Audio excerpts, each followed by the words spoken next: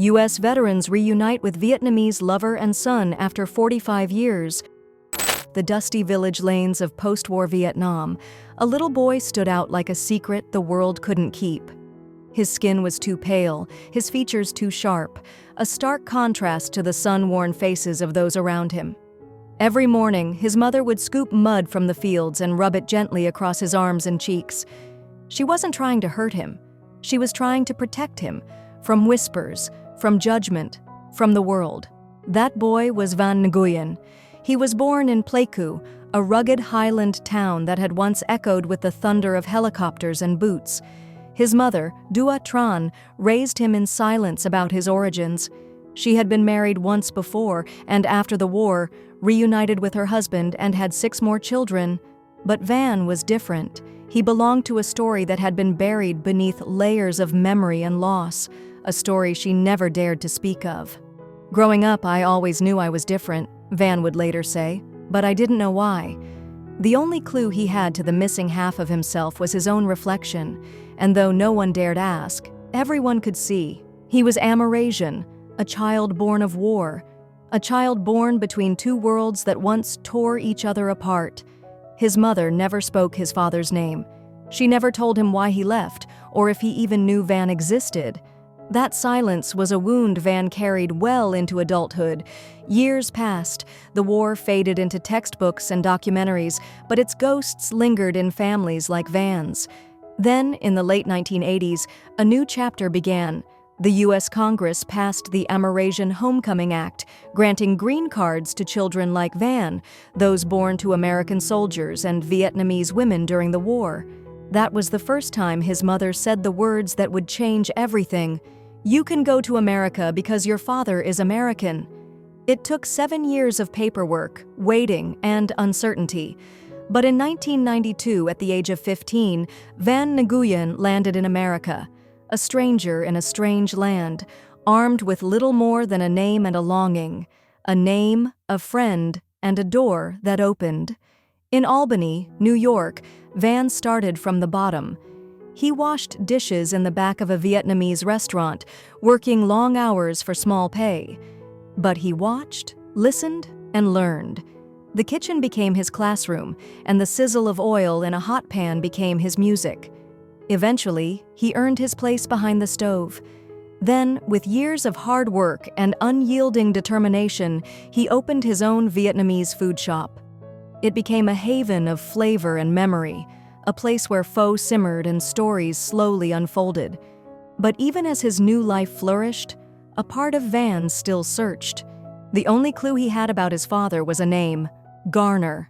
No first name, no location, just Garner, and the knowledge that he had once fought in Vietnam. Van knew it wasn't much to go on, but hope has never cared for logic. Enter Ray Wood, a close friend who had made it his mission to help Amerasian children reconnect with their long-lost American families. Ray took Van's DNA and uploaded it to several genealogy websites, hoping to find a match. Weeks turned into months. Nothing came back, but Ray wasn't one to give up. "If your father never uploaded his DNA, maybe a half-sibling did," he told Van. And so, they kept looking. In December 2017, Ray narrowed the search down to 3 small towns in Pennsylvania, Fayetteville, Chambersburg, and Shippensburg. Armed with little more than intuition and a list of possible names, Ray began knocking on doors. After a few dead ends, he found himself outside a house in Shippensburg. An American flag fluttered on the porch. A license plate marked "Disabled Veteran" caught his eye. Ray knocked. A man named Charles Garner answered. As they talked, Ray's heart began to race. Charles confirmed he had served in Germany and in Vietnam. "Where exactly?" Ray asked. "Pleiku," said Charles. Pleiku, Van's birthplace. "Did you have any relationships there?" Ray continued. "I was with a mountain girl," Charles said, pausing as if sifting through dust-covered memories. Ray knew then, this was the man. He felt it in his bones. He asked carefully, "How would you feel if you found out you had a son?" Charles took a long breath, eyes distant, and replied simply, "That would be fine." Through further research, Ray learned Charles had been married twice, with daughters from both marriages, one of whom had sadly passed. He was now divorced, living alone, and struggling with health issues. On New Year's Day 2018, Ray drove Van and his family to meet the man who might be his father. A reunion measured in heartbeats. The hospital smelled of disinfectant and longing. Charles Garner lay in a bed, his arm fractured from a recent fall, his body worn by years of illness and dialysis. Van approached the glass quietly, unsure. He stared at the man who might be his father, but saw no reflection of himself in those tired eyes. Still, he stepped into the room and introduced himself. He repeated what Ray had told him the day before, then asked the question that mattered most. "Do you remember my mother's name?" Charles paused, searching the fog of memory. "Lie," he said. Van's heart sank. "That's not her name," he replied. "Her name is Dua Tran."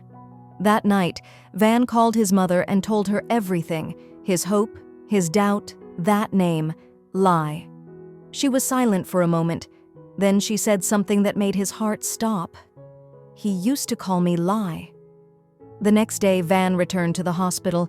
Charles had stayed awake all night trying to remember. This time, when they spoke, Van saw something shift in the old man's eyes, a flicker of recognition, of memory piecing itself together. That Easter, Van returned with his mother. Time had changed Charles's face, his hair, his body. But Dua Tran knew him instantly, and when he saw her, it was as if he had been transported back to 1971. He looked at her, Van said, like he was 21 again, like he was falling in love all over again. Dua fed him. She cleaned his home. They laughed, teased each other, reminisced. For a few golden days, the years melted away. There was no war, no pain, no silence. Just two people who had once loved, picking up where life had paused them. Van and his family returned again in July, and one final time in August, just days before Charles passed. The room was dim, the air heavy. When they stepped inside and said, "Hello?" Charles stirred. He opened his eyes, smiled weakly, and said, "Hi, son. Hi, Lie. Can I have a kiss?" He could not speak after that, but he held their hands tightly. Van saw the tears fall down his father's cheeks. Between Easter and those final days, Charles had called Dua every single day. He left her 75 voicemails, each one a bridge across decades of silence. Only later did Van finally learn the truth behind his mother's silence.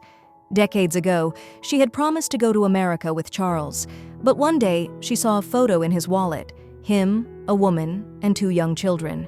She realized then he already had a family, and she made a decision born from love, not anger. She stayed. She kept her secret. She gave birth to Van alone and raised him with quiet strength. She didn't want to destroy someone else's happiness, Van said, so she chose silence. Van Nguyen carries no bitterness, only gratitude. He found his father, not in time to build a future, but just in time to rewrite the past. He saw love rekindled in hospital rooms. He heard laughter echo through decades of absence, and he felt for the first time what it meant to belong fully to both sides of his story. Today, in a small food shop in Albany, the scent of pho still rises into the air. Customers come and go, never knowing the journey that brought the chef here. But Van knows. And sometimes when it's quiet, he listens to the old voicemails on his mother's phone. "Hi, Lie. It's me. Just wanted to hear your voice." Each message, a heartbeat, a memory, a miracle found just in time.